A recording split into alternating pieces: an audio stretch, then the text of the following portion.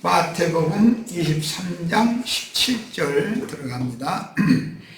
어리석은 맹인들이여 어느 것이 크냐 그 금이냐 그 금을 거룩하게 하는 성전이냐. 본문에서는 16절에서 지칭하였던 영적 소경이 된 인도자를 어리석은 맹인이라는 말로 바꿔 표현하셨습니다. 이런 지각과 판단력이 결여된 사람이라는 뜻으로서 미련한 어리석은 이런 용어로 번역이 될 수 있는 말이에요. 어느 것이 크냐? 이때 당시 이 율법서 서기관 이런 사람들 보고 이 어리석은 맹인들이 예수님이 이랬으니 진짜 예수님은 죽으려고 작정한 거죠. 아주. 만약에 우리 형제 자매들이 예수님 흉내낸다고 어떤 큰 예배당 목사하고 우연찮게 만났을 때 이 어리석은 맹인 같은 한갈봉사요. 이제 만약에 이제 그랬다가는 거기 있죠. 옆에서 보디가드 어떤 사람들이 달라들어서 쫓아내게 이 사람 핵가다 간 사람이라고 생각해서 쫓아내겠지. 어느 것이 크냐? 성전 자체가 성전 건물에 사용된 금으로 제작한 기물 중에서 어느 것이 더 중요하냐라는 반모적인 질문입니다. 성전 자체는 인자로우신 하나님의 집이요 그 안에 사용된 금부치들은 예수님 안에 있는 하나님의 신성을 상징하나 유대교 지도자들의 성전 개념은 오직 물질적인 건물 성전에서 사용한 황금을 지적하신 대로 속세의 돈으로만 이해를 하였던 것입니다. 성경에 지성소 기물은 다 금으로 하고 성소 기물은 은으로 하고 마당 기물은 노수로 하고 하는 것이 다 어떤 의도가 있는 것이죠. 마당 기물이라는 것은 육에 속한 겉사람을 표현하는 것이고 성소 기물인 은이라고 하는 것은 속사람이라도 반드시 그리스도의 은혜로 부속받아야 되는 것이다 라는 걸 강조하는 것이고 금, 지성소의 금이라고 하는 것은 하나님의 신성이 그 사람의 신앙, 양심의 지배자, 주인이 되어야 된다. 그러니까 그 사람의 생명의 주인이 완전히 바꿔져야 된다는 걸 말하려고 이렇게 노수로 만든 김을, 은으로 만든 김을 금으로 만든 김을 비유를 한 것인데 인간의 육신의 몸과 마음과 영이라고 하는 3단계에 대해서도 이해를 못하고 사람의 영은 하나님의 신성으로 충만해야 되고 사람의 마음은 그리스도의 은혜로 항상 충만해야 되고 사람의 이 밖에 있는 이 몸이라고 하는 것은 어차피 하나님의 심판거리로 이것을 입혀놓은 것이니까 어차피 이것은 벗길 것이다. 그래서 최종적으로는 그것을 모아서 세우던 유대인들을 멸망시킨 바벨론 사람들이 와서 마당의 기물인 놋 그릇들을 싹 가져가 버리고 성소의 기물인 은 기명 그릇들을 싹 가져가고 지성소 기물인 금으로 만든 것들을 싹 가져가 버렸다는 거예요. 그것은 사실은 사람이 세상신 마귀와 마귀 사자들에 의해서 양심이 구멍이 나서 뚫리고 그 마음이 부패하고 그 육의 생각, 육적 자아라고 하는 것이 하나님의 심판거리가 된다라는 것을 상징적으로 보여준 거예요. 이제 우리는 이런 말씀을 통해서 예루살렘 성이 구멍이 뚫리고 적군이 막 성 안으로 밀려 들어와서 성전까지 침략당하고 이렇게 하는 이치를 성경의 역사를 보면 역사적으로 그런 일이 있었다라고 생각할 게 아니라 나의 마음과 생각을 그리스도께서 견고하게 붙잡아 주시고 지켜주시지 않으면은 이 세상 잡귀들이 내 신앙 양심의 구멍을 내버리고 내 마음을 점령해서 부패하게 만들고 그 말하고 행하고 하는 것이 전부 사악한 세상 사람들의 생각과 똑같은 그런 생각으로 말하고 행동한다. 이것이 완전히 이 세상 신에게 사로잡혀간 나를 보여주는 그림이다 라고 이해를 해야 되는데, 예루살렘 신전이 바벨론 사람들이 와서 무너뜨렸으니까 그것을 새로 헌금 모아서 새로 지어야 된다 하면서 막 학계에서 보자고 꼭 예배당 건축할 때마다 꼭 인용하는 성경이 뭐냐면 학계서요. 금식기도원에 내리면 학계서 오라고. 하나님의 집은 이렇게 쇠락했는데 우리의 집은 이렇게 완벽한 집에서 거하는 것이 따냐. 이 하나님의 집을 세우라겠다. 집을 지어야 된다. 하나님의 집을 세우라는 말이 나 자신이 하나님의 그 영의 신앙 양심이 하나님의 신성으로 충만하고 마음의 생각, 감정, 의지와 정신이 가장 건전하고 사람이 올곧고 그 사람이 생각하고 말하고 인생을 사는 것이 누구에게도 무번이 되고 더러운 인간이라는 소리 안 듣고 할 수 있게 되는 것이 하나님의 영광을 나타내는 거룩한 성령의 전이 되는 것을 말하기 때문에 문자적으로도 너의 몸이 하나님의 성령의 전인 줄 알지 못하느냐. 아니 글자로도 이렇게 되어 있는데 무슨 놈의 예배당 건물 짓고 그것이 하나님이 거하는 전이라고 이러고 고지를 들을 것을 고지를 들어야지. 믿을 것은 안 믿고 그 믿음은 망하는 그런 것만 저렇게 철저하게 잘 믿는지 모르겠어. 답답해야지.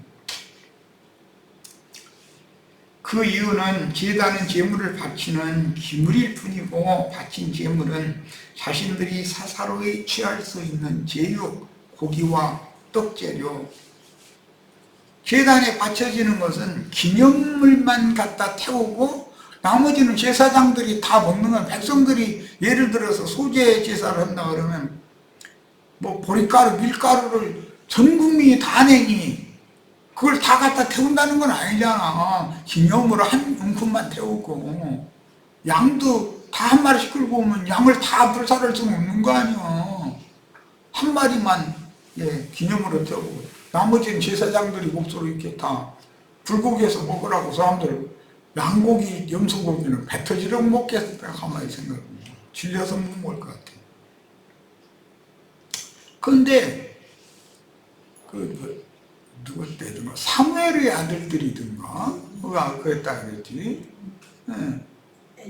엘리의 아들들, 엘리 제사장의 아들들이 사무엘의 아들이 아니라 엘리 제사장의 아들들이 백성들이 낸 그 제물로 기념제물을 갖다 소치하고 이제 삶아서도 이제 바치는데 삶으려고 쑤셔두면 3살 고리로 가져와서 휘 접어가지고 딱 꾹꾹 찔러봐가지고 이 정도면 뭐 내가 먹기 좋아하는 건데 하면서 특히 이제 뭐 자기가 좋아하는 갈비살 쪽 이제 아마 이런 쪽만 골라가지고 그냥 하나님 앞에 바친 다 가져와라 해도 아니라고 내가 지금 먼저 먹어야 된다고 했다고 그러더니 지금 그런 식이다 이거요. 성도들이 낸 헌금을 착취하는 방법이 그 엘리 제사장의 아들들의 헌집과 뭐가 다르냐는 거예요. 지가 취하는 것이 우선이요. 이게 말이 되는 짓이요.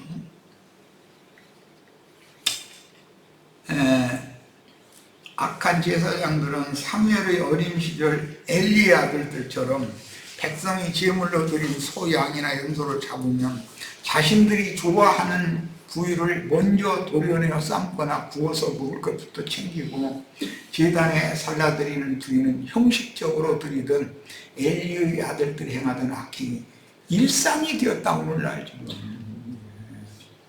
그런데 이제 이렇게 우리가 무슨 소고기, 양고기 갖고 그랬어? 염소고기 갖고 그랬어?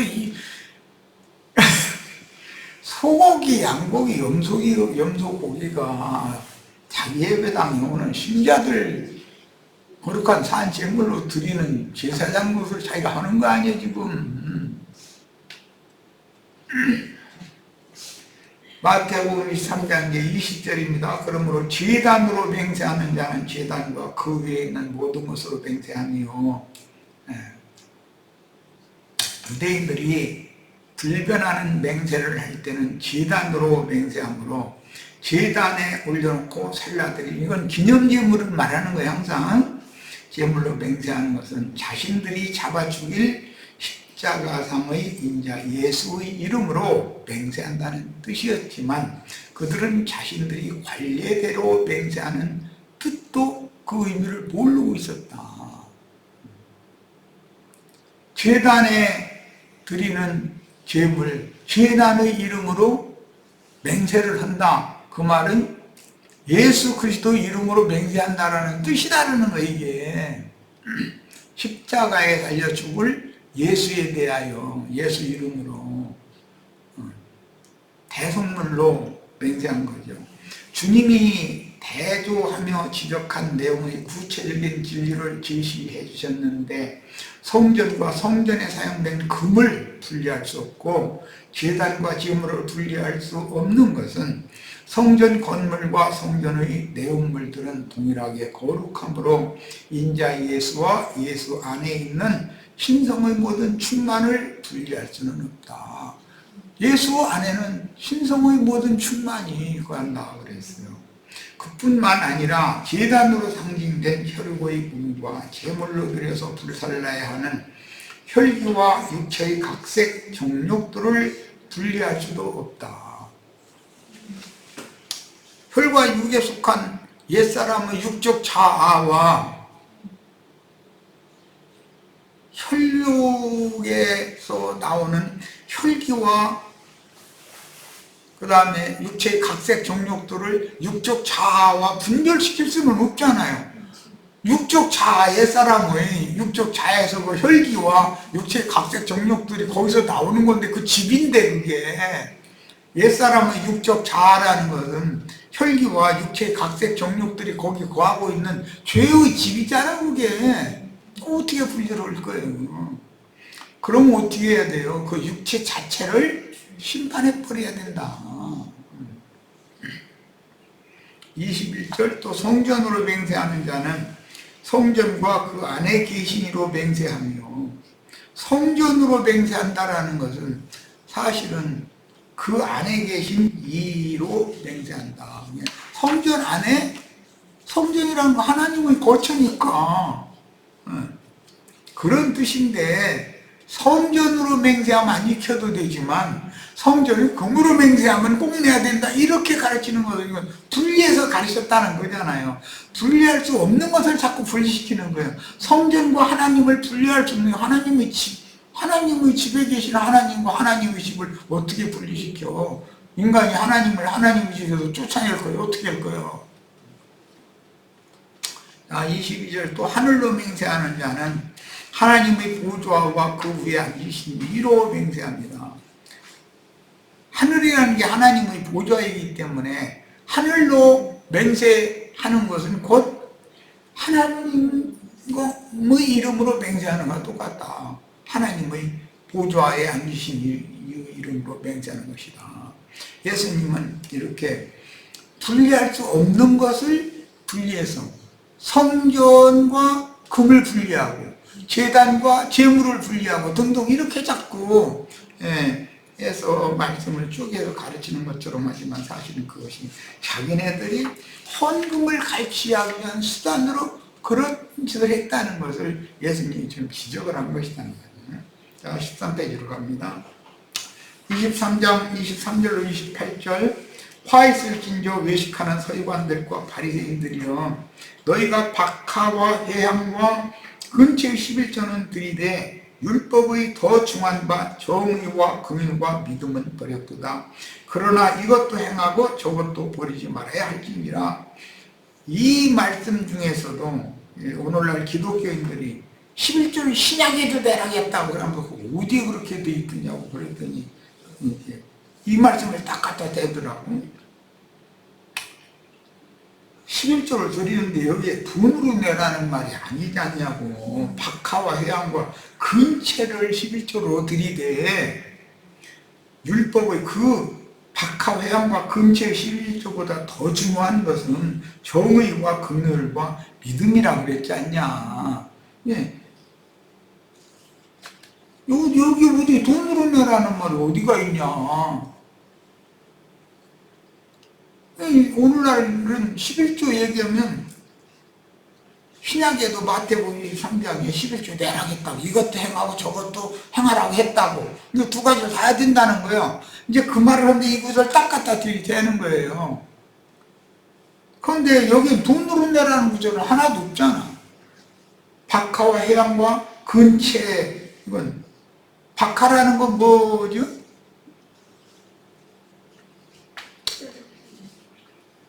그 왜 향내가 나는, 맞아, 허브 채소, 그런 거고. 회향이라는 것은 뭐 우리나라 말로 참깨 들깨 이렇게 얘기하면 돼요. 작은 알갱이로 되어 있는 씨앗, 알갱이로 되어 있는 그런 어떤 작은 씨앗이죠. 이것도 이제 향신료 갈아서 음식에 이렇게 양념을 쓰는 거예요.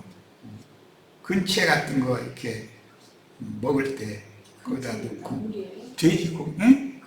근체라는, 이 근이라는 것은 미나리 근자예요. 원래는 한자로는. 그런데 이것은 야채다 종류다. 연한 풀, 그런 채소거든요. 그런 것을 의무적으로 11조를 내야 된단 말이야. 왜냐하면 절기제사 때 고기만 먹을 수는 없잖아. 근처 말린 걸 갖다가 해서 11조를 내놓으면 그걸 제사장들은 그 절기잔치를 위해서 물에 다 불려가지고 다 그걸 나물 무쳐야 되거든. 거기에 박하와 해양이 꼭 필요한 것이거든. 양념으로 들어가야 되니까. 그 뭐 소금도 내야 되고 뭐 다 되는 거죠. 자, 맹인된 인도자여 하루살이는 걸러내고 낙타는 삼키는도다. 화있을 진적 외식하는 서기관들과 바리새인들이여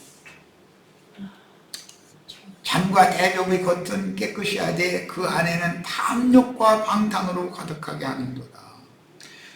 누님은 바리새인이여 너는 먼저 안을 깨끗이 하라. 그리하면 겉도 깨끗하리라.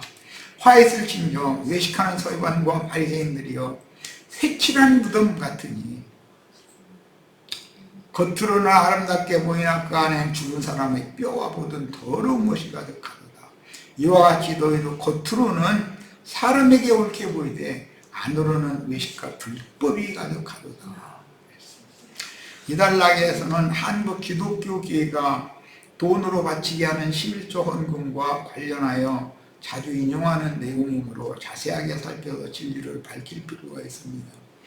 나는 그때 그 부분은 세상 교회 목회자는 했던 것, 그 지방교 형제나 형제 했던가 이게 대화를 하다가 11조잖아 그것 때문에.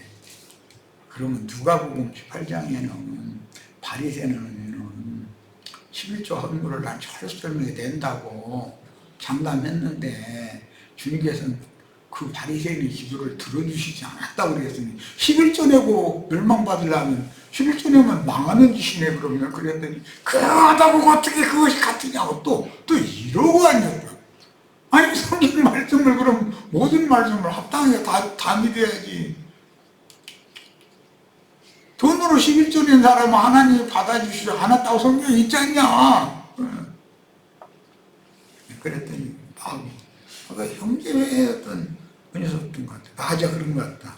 뭐 내가 그때 이러다가 이제 일하러 다닐 텐데 잠바를 이제 입고 저녁에 이제 뭐 말씀 듣느라고 뭐라고 약속이 돼가지고 갔는데 잠바를 입고 왔더니 기분이 안색이 안 좋아가지고 만나자마자 말씀 전하러 다닌다는 사람이 잠바떼기 걸치고 왔느냐. 이러더니 되게 무한하대 아주.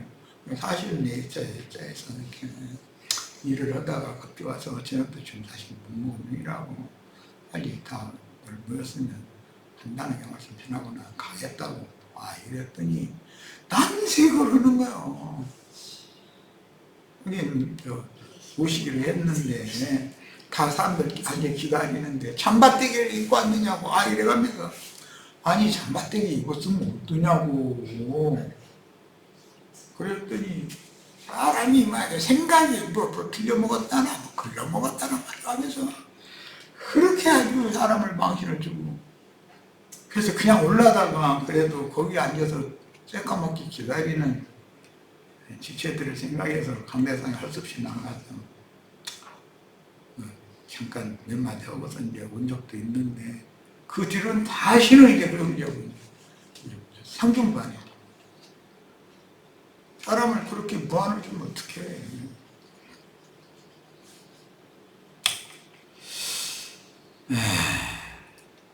박하와 해향.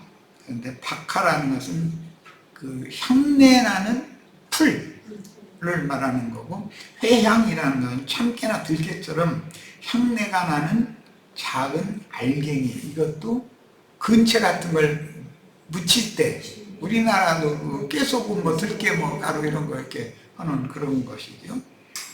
근체의 11조는 들이되 율법이 도충한 바 정의와 긍휼과 믿음은 버렸도다. 그러나 이것도 행하고 저것도 버리지 말아야 할지니라. 여기서 이제 정의와 긍휼과 믿음은 버렸도다라는 말씀을 주님이 말씀하실 때 무엇은 삼키고 하루살이는 걸러내고 낙타는 삼켰다. 하루살이는 버린 거야. 도중한 건데 하루살이를 하찮게 여겼으니까 뭐 이랬겠죠. 약대를 어떻게 사람이 살죠? 사람 입이 얼마나 크게. 이것은 다 비유의 표현이죠. 그 사람들이 크게 여기는 거는 꿀꺽 삼키고, 그 사람들이 하나님이 크게 여기는 더 중한 정의, 긍휼, 믿음, 이것은 하루살이로 여기기 때문에, 하찮은 걸 여기기 때문에 버려버려 이런다는 거예요. 그런데 박하와 해양과 근체는 약대로 생각하니까 그건 꿀꺽 삼켜. 백성들한테 그걸 강에서 받아냈다고 말이지 않아요. 오늘날 혹시 목회를 한다는 사람들이 이런 짓은 않고 있냐?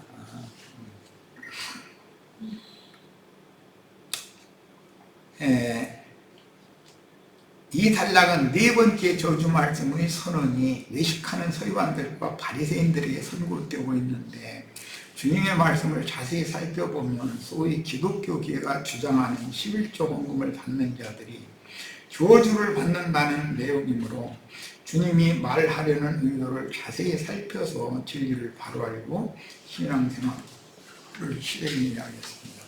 주님이 선고하신 저주의 내용은 박하와 해향과 근체의 11조는 들이대라고 시작하셨으나, 이것은 예수님이 역으로 말씀하실 때는 그들이 볼 때는 약대죠, 약대. 이것은 막 꿀꺽 삼키는 거예요. 그러나 더 중한 거, 이제 사실은 약대는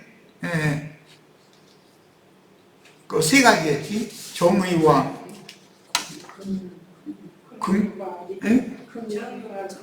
정의와 긍휼과 믿음, 이것이 약대인데 그들은 그것은 하루살이로 아무것도 아닌 걸로 봐서 그건 버려버린다는 거예요. 얼마든지 그럴 수가 있죠. 오늘날 기독교계도 하여튼 하나님 오실 때는 속세의 돈은 하루살이에 지나지 않는데 그것은 약대로 알고 삼켜버려.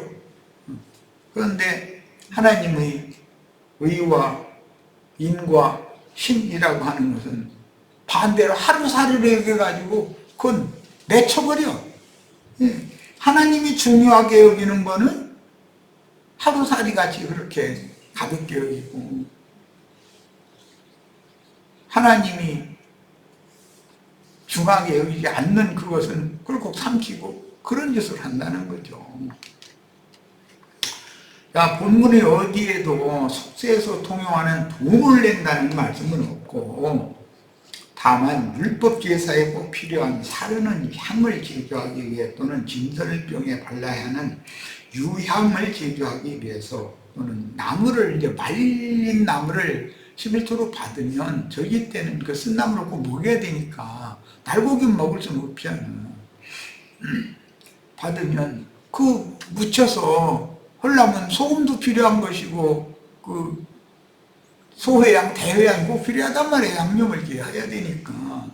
그런데 이런 향료들은 그리스도의 향기를 바라는 성도의 삶을 상징하는 것이다. 그런데도 돈으로 11조를 바치라고 강요하는 말씀으로 둔갑시키면서 신약 성경에도 11조를 하라고 명하셨다고 주장하여 돈에 눈이 먼 교회의 사악함을 드러내줍니다. 제사에 사용하는 향재료들은 구수하신 영혼들의 통회와 자복을 상징하는 예표이며 모형과 그림자였던 것인데 주와 합하여 한 영이 된 성도들의 구속받은 영혼을 첫 소산 반물이 가장 귀하고 중요한 제물로 반드시 주님께 드려야 한다고 가르치는 진리를 바르게 이해하는 목자들이 없는 현실을 보면서 탄식이 나옵니다. 실제로는 나 자신을 하나님이 기쁘게 받으시는 연락하는 산 제물이 되도록 드리는 것이 제사하는 것인 것이지 무슨 돈 갖다 바치면 돈 없으면 그럼 제사도 못해? 하나님을 섬기지도 못해? 이게 얼마나 황당한 그 엉뚱한 것들을 유포시켜 놓고서 그 당연한 것처럼 이러고 있냐 말이야. 자꾸 얘기해야 나 소용도 없는데 제발 좀 세속교계에 목회하는 사람들이 정신이 맑은 정신이 들어와서 짐승의 마음은 떠나가고 다니엘서 여기 보다가 다니엘이 아니 느부갓네살이 짐승의 마음이 7대 동안 들어와가지고 1년 7년 동안이나 그러니까 짐승의 마음으로 사는 거 미침증대로 산 거죠 뭐. 해가지고 남의 땅 뺏는 거 땅 빼먹기 땅 빼앗기 해가지고서 홀라면 세력의 그 군사력을 신으로 믿고 있으니까 군대 동원해서 가서 평화롭게 사는 나라 쳐야 되잖아. 그런 짓을 7년이나 했는데 하나님 올 때는 그게 짐승의 마음이 임해가지고 소처럼 하늘 예수를 맞아가면서 소처럼 풀주도 먹어가면서 7대를 그러고 지냈다. 그런데 나중에서 하나님께서 불쌍히 여겨서 맑은 신을 보내주니까 그때서 내가 도대체 7년 동안 뭔 짓을 한 거야. 내 죽은 왕궁에 그 아내들이나 처첩들이 수두룩하지도 않고 있는데 아유 편안하게 살다가 죽여야지 내가 지금 뭔 짓을 하고 다닌 거야. 그런 사람들 더구나 그런 사람들을 정복하고 나서는 힘자랑하느라고 막 무력으로 막 힘으로 막 찍어 누르고 이렇게 하고 자기의 부하들 막 보내서 그런 짓을 한 것을 나중에서 깨달았다는 거예요. 그러니까 하나님께서 은혜를 주셔서 맑은 정신이 돌아서 사람의 마음을 다시 받았다는 게 그런 얘기를 들으면서 야 그래 뭔가 인간이 너나 나나 할 거 없이 뭔가에 꽂혀가지고 이게 방황하는 것은 나중에 짐승의 마음을 받아서 그런 거거든. 하나님의 은혜가 떠나가서 이런 것을 우리도 생각해 봐가면서 예수님이 지금 짐승의 마음을 받은 유대교 지도자들에게 이런저런 말씀을 탄식으로 해갑니다. 책망을 해갑니다. 이런 말씀을 하실 때 2000년 전에 있었던 그런 사건이다만 생각하지 말고 오늘 우리들이 신앙에 이것을 맞춰야 되고 나의 개인적인 삶은 혹시 내가 정신 나간 짓을 하고 있지 않은가? 내가 헷가닥 가가지고 짐승의 마음이 들어가지고서 엉뚱한 데 지금 헤매고 다니는 거 이게 엉뚱한 짓을 하고 있지는 않은가? 이런 걸 좀 점검해보고 주님 앞에 항상 은혜를 구하고 주님 나에게 청결한 신앙 양심과 건전하고 밝은 정신을 주셔서 청명한 하늘 가운데서 하나님의 얼굴을 맞대고 보면서 남은 생애 동안은 정말로 정직한 영으로 견실한 마음으로 흔들림 없이 주님을 살아가게 해주세요. 기도를 해도 이런 기도를 해야 되는데 그런 기도를 가르치지를 않아 사람들이. 뭘 구할지를 모든 사람은 모르거든. 그럼 배워야 되는 것이거든. 마땅히 구할 바를 모르면 성령께 구해서 성령이 구하라는 걸 구해야 받는 거죠. 자, 17페이지로 갑니다. 레위 27장 26절로 30절입니다. 오직 가축 중의 처음 난 것은 여호와께 드릴 첫 것이라. 11조는 다 첫 것을 드리게 돼 있죠. 만물 첫 것. 소나 양은 여호와의 것이니 누구든지 그것으로 성별하여 드리지 못할 것이며, 만일 그것으로라는 건 첫 것은 하나님 것이다 원래 정해져 있다고. 부정한 짐승이면 내가 정한 값의 5분 1을 부정하다는 것은 뭐 어딘가 흠이 있거나 앞발이나 뒷발 어느 것이 좀 쩔뚝거리거나 뭐 등등 뭔가 흠결이 있을 수가 있죠. 그런 것이 있으면 그걸 파는데 판 값의 5분 1을 더해서 정상적인 재물을 살 수 있도록 해서 물려야 된다, 이제 그런 말이고, 어떤 사람이 자기 소유 중에서 오직 여호와께 온전히 바친 모든 것은 사람이든지 가축이든지 기업의 밭이든지 팔지도 못하고 부르지도 못하나니 바친 것은, 이건 헤렘 하람 율법이라고 그러죠. 헤렘 율법 유명하죠. 다 여호와께 지극히 거룩함이며 온전히 바쳐진 그 사람은, 온전이라는 말이나 바쳐진이라는 말은 헤렘, 하람, 이게 그 같은 의미가 이게 반복되는 용어로서 아주 바친다, 그런 말이죠. 그 사람은 다시 부르지 못하나니 반드시 죽일지니라. 온전히 바쳐진 사람을 나실인이라고 그러죠. 나실인이 이제 서원하는 기간이 있는데 무한 나실인이라는 게 있죠. 사무엘이 그게 온전히 그의 평생을 하나님께 바치겠나이다 이렇게 기도를 했죠. 죽는 날까지. 다시 엄마 품에 아빠 품에 돌아갈 수가 없죠. 사무엘은 성전에서 살다 죽어야지. 그러니까 사무엘은 예수님에 대한 예표였고, 오늘날 우리 형제 자매님들에 대한 예표였다. 나의 남은 생애는 온전히 주님의 것으로 드려져서 내 맘대로 살 수가 없다. 오늘 이거 남은 부분은 시간이 다 돼서 수시 맞춰야 되니까 남은 부분은 다시 한 번 더 다 자세히 읽어서 우리 형제 자매님들이 성경이 정작 마태복음 23장에서 말씀하시고자 하는 예수님의 그 심중을 잘 자신의 것으로 믿음으로 취하는 축복이 다 임하길 바랍니다. 오늘 집회를 마치겠습니다.